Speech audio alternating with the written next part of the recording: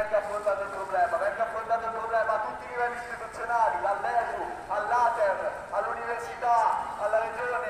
Sono pronti a tornare in tenda come avevano fatto lo scorso maggio gli studenti dell'Università di Padova, che oggi hanno simbolicamente creato un mini accampamento sotto i portici del Bo durante un flash mob.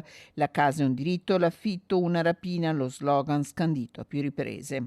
Siamo di nuovo davanti all'università per protestare contro una crisi abitativa che era annunciata e per cui non è stata presa nessuna soluzione. Noi siamo dello Spazio Catai e da un anno siamo in piazza con gli inquilini delle case Ater, con tutte le persone che in questa città non hanno un tetto sulla testa.